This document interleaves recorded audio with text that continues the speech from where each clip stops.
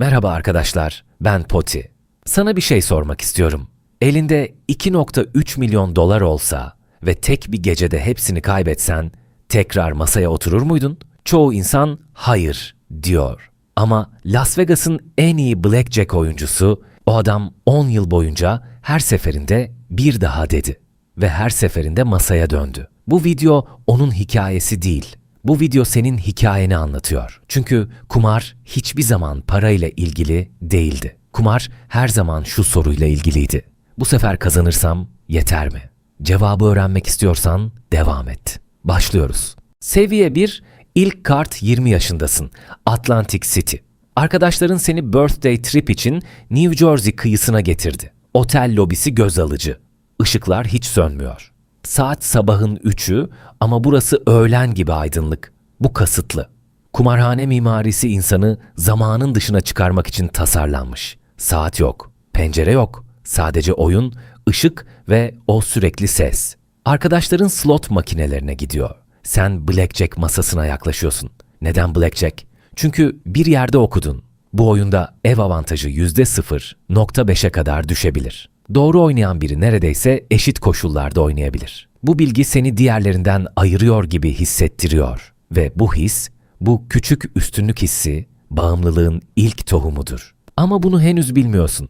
50 dolar koyuyorsun masaya. Kurupiye kartları dağıtıyor. İlk elin 17. Dur diyorsun. Kurupiye 16 açıklıyor. Kart çekiyor. 22. Bast. Sen kazandın. 50 dolar 100 dolar oldu. Kulağında bir şey tıklıyor. Çok basit bir ses ama çok net. Tekrar oynuyorsun, tekrar kazanıyorsun. Gece boyunca 400 dolar kazanıyorsun. Arkadaşların slot makinelerinde 200 dolar harcadı. Bu fark senin kafana bir şey kazıyor. Ben farklıyım.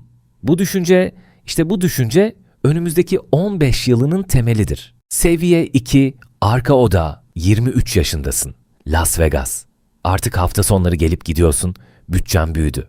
50 dolar değil, 500 dolar, kayıpların da büyüdü. Ama kazançların daha büyük. En azından öyle inanıyorsun.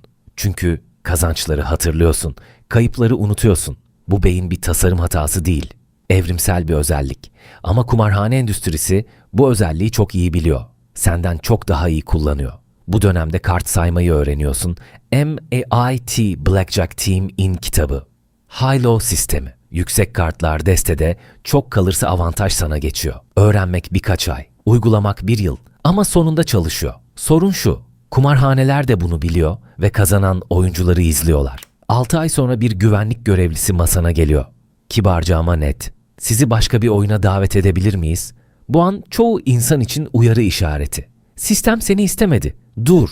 Ama sen farklı düşünüyorsun. Sistem benden korkuyor. Ve bu tehlikeli yorumlama seni bir sonraki seviyeye taşıyor. Seviye 3, sayıcı 26 yaşındasın. Artık küçük bir ekibin var. 3 kişi. Hepsi matematik geçmişli. Biri MIT mezunu. Biri poker profesyoneli. Biri senin gibi sezgisel, hızlı, soğukkanlı. Ekip sistemi şu. Biri masada sinyal oyuncusu. Kazanma koşulları oluşunca sinyal veriyor. Sen büyük parayla masaya oturuyorsun. Kazanıyorsun. Ayrılıyorsun. İlk 6 ay mükemmel. Las Vegas, Reno, Atlantic City, Biloxi. Toplam kazanç 380 bin dolar. Ama sen tatmin değilsin. Çünkü bu para yemek istiyor. Ve sen daha büyük bir his istiyorsun. O his şu. Masaya oturmak, herkesin sana bakması, büyük bahis koymak, kartların açılması ve kazanmak. Ekip çalışmasında bu his kayboldu. Sadece iş kaldı. Ve kumar senin için hiçbir zaman iş değildi. Kumar senin için his buydu. Bu farkı anladığında tehlikenin ne kadar büyüdüğünü anlaman gerekirdi. Anlamıyorsun. Seviye 4, Macao, 29 yaşındasın. Macao, Çin. Dünyanın en büyük kumar şehri. 2006'dan beri Las Vegas'ın 7 katı gelir üretiyor. VIP odalarda Çinli iş insanları, Japon holdingler, Güneydoğu Asya'nın isimsiz servetleri oynuyor. Minimum bahis bazı masalarda 10 bin dolar. Sen ekipten ayrıldın. Artık yalnızsın ve yalnız oynarken fark ediyorsun. Kart sayma burada çalışmıyor. Bagarat oynuyorlar. Neredeyse tamamen şans. Ama para var. Çok büyük para. İlk hafta 120 bin dolar kazanıyorsun. Saf şans. Ama beyin şansı beceriden ayırt etmiyor. Ben bunu anladım diyorsun. ikinci hafta 80 bin kaybediyorsun, üçüncü hafta 200 bin kazanıyorsun, dördüncü hafta 340 bin kaybediyorsun. Net pozisyon eksi 100 bin dolar. Ama masadan kalkamıyorsun.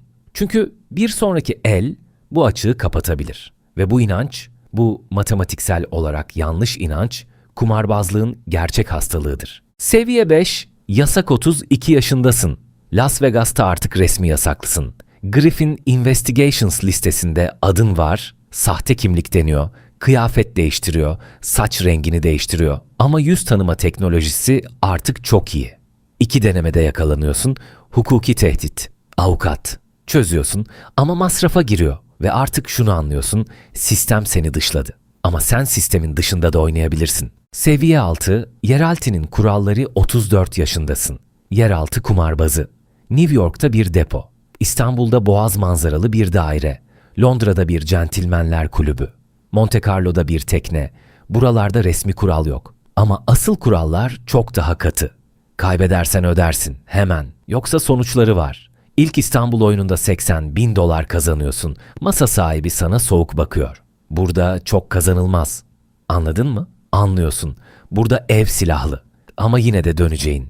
Çünkü artık başka seçeneğin yok. Ve oynamak uyumak kadar zorunlu hissettiriyor. Seviye 7. Son masa 38 yaşındasın. İstanbul, 18 yıl. Toplam kazandığın para yaklaşık 2,8 milyon dolar. Toplam kaybettiğin para yaklaşık 3,4 milyon dolar. Net, eksi 600 bin dolar. Ama bu rakam sadece para. İlk ciddi ilişkin. O adam ayrıldı çünkü bir hafta ortadan kaybolman normalleşmişti onun için. Ailenle konuşmak, annen ne iş yaptığını soruyor. Danışmanlık diyorsun. O inanmıyor ve en önemlisi kazanmanın hissi. O ses artık çıkmıyor. Kazandığında da çıkmıyor. Beyin alıştığında dopamin salgılamayı azaltıyor. Daha büyük uyaran gerekiyor ve daha büyük bir sınırı olmayan kelime. Bu gece son bir oyun var. Kendine söz verdin. Bu son. Masaya oturuyorsun. Oyun başlıyor. İlk el geliyor. Beyin uyarıyor. Dur. Söz verdin. Ama eller masaya uzanıyor. Çünkü son el kumarbazın en büyük yalanıdır. Ve bu yalanı 18 yıldır söyledin. Kartlar dağıtılıyor. Bu hikayenin sonu yok. Çünkü gerçek kumarbazlık hikayeleri ve sonra her şey düzeldi ile bitmiyor. Onlar geri dönüyor. Hep geri dönüyor. Çünkü kumar madde bağımlılığından sinsi bir şekilde farklı. Madde bırakıldığında beyin zamanla onarılır. Ama kumar beyni yeniden şekillendiriyor, risk ödül döngüsünü bozuyor. Normal hayat artık yeterince uyarıcı gelmiyor. Sadece o masa gerçek hissettiriyor. Bu video sona eriyor ama o masa hala orada. Her büyük şehrin altında, görünmeyen katta bir oyun devam ediyor. Kimin için mi? Söz verip dönecek biri için. Her zaman biri var. Ben Poti'ydim. Bir sonraki videoda görüşürüz.